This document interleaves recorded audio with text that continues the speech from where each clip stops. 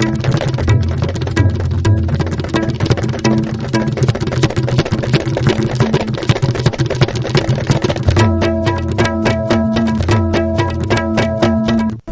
and welcome to ISTV News. I'm Surbala Kangabam. Let's look at the top stories. If violent incident had not hindered, India would have become a more developed nation, says Chief Minister O. Ibobi. And now the news in details. Chief Minister O. Ibobi has said that if violence incident had not hindered, India would have achieved more development. This was stated by the Chief Minister while speaking at the observance of the 30th death anniversary of former Prime Minister of India Indira Gandhi as a National Rededication Day. The observance was held at the South Block of the Secretariat under the aegis of the Government of Manipur. Deputy Chief Minister Gaikangam, ministers, parliamentary secretaries, MLAs, high-ranking civil and police officials attended the observance. Chief Minister Ibobi further said that Indira Gandhi was a woman who wanted to uplift India to a higher level. She is still regarded as one of the few women leaders not only of India but also of the world. She was once the chairperson of the non-alignment movement. She had taken up a lot of works that would elevate India to a more developed state. She also tried to bring about love and harmony among the various communities living in India. If violent incident had not hindered, India would have become a more developed nation. Following the ideals that she was so fond of would be the right way of remembering her, the Chief Minister said.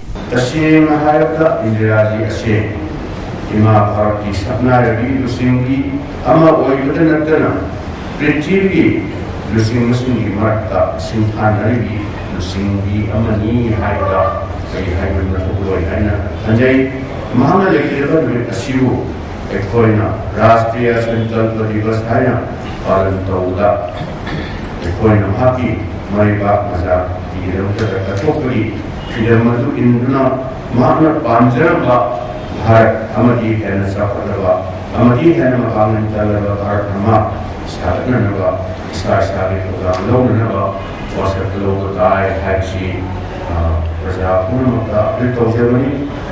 Manipur Pradesh Congress Committee MPCC also observed the day at the Congress Bhavan on BT Road.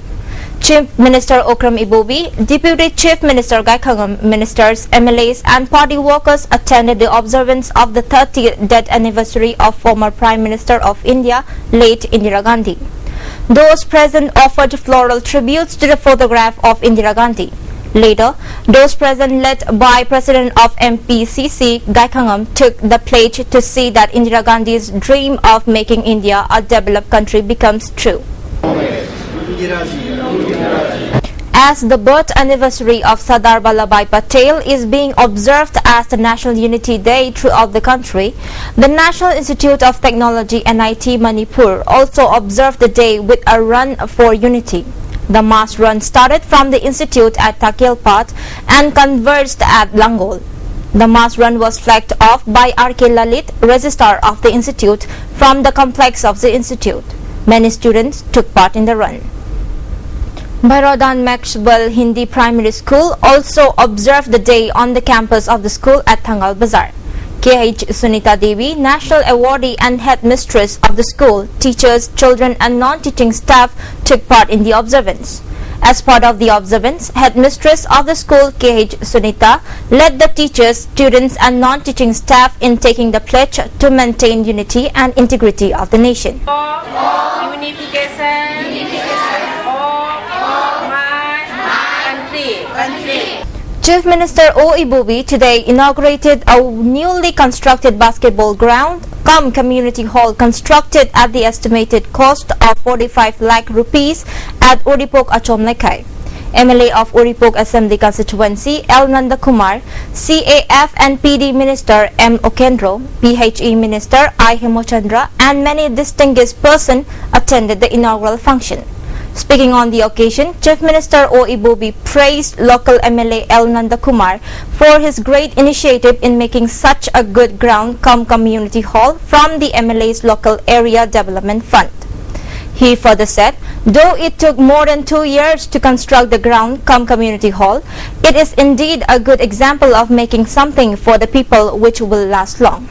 The ground and community hall will be an asset for the people of Uripok Assembly constituency in the field of sports and other rituals and ceremonies for generations to come, the Chief Minister added. Bharat Sarkar ki chahi manga ki planning commissioner tawriga plan sifauda launari masini masi aikoi sembut pastagat pasti aikoi mioi bana lairing thai loiba khamban nairoi aman dorkanda en safalakpa hen advance hoiba prithvi tawriba mayam punama mina thana kaharba matam seida aikoi sembut sagatpa haibasidi aroi kham nairoi.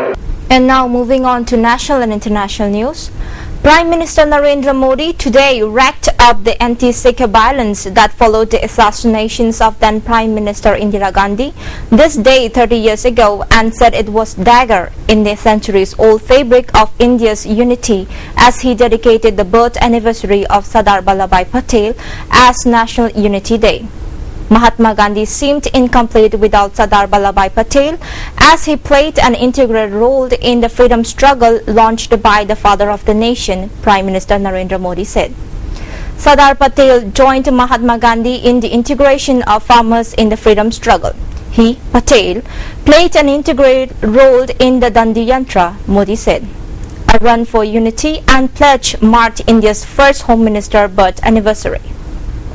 Devendra Fadnavis will today take oath as the 27th Chief Minister of Maharashtra and the first from BJP in the state at a grand function which Shiv Sena has decided to boycott because of constant humiliation.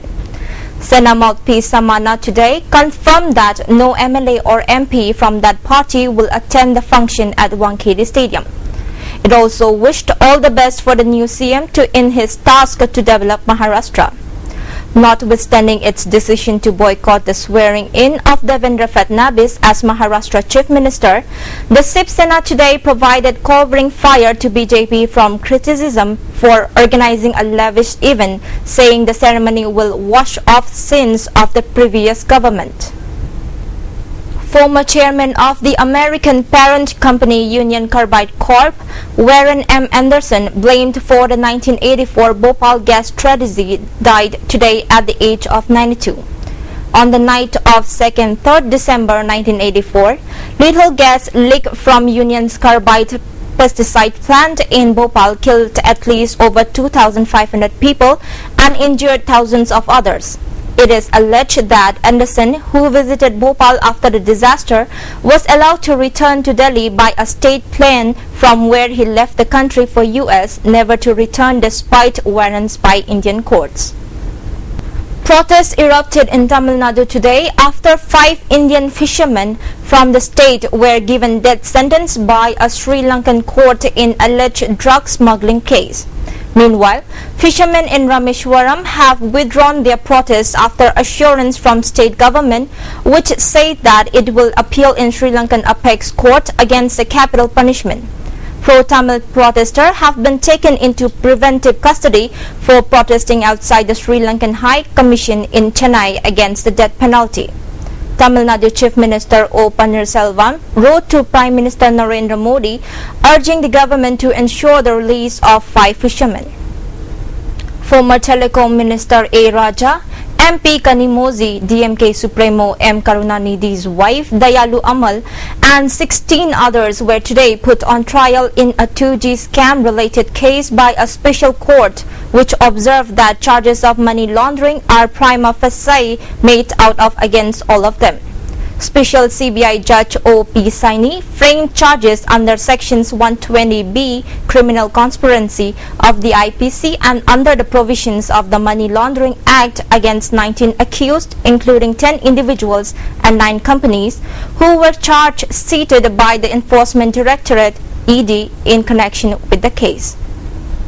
India has voted against the provision of draft resolution that would have required it to accede to the Nuclear Non-Proliferation Treaty (NPT), saying there is no question of it joining the treaty as a non-nuclear weapon state. Myanmar President Thein Sein opened unprecedented talks with army, top brass and political rivals including Aung San Suu Kyi today, as US President Barack Obama called for inclusive and credible elections in the country next year.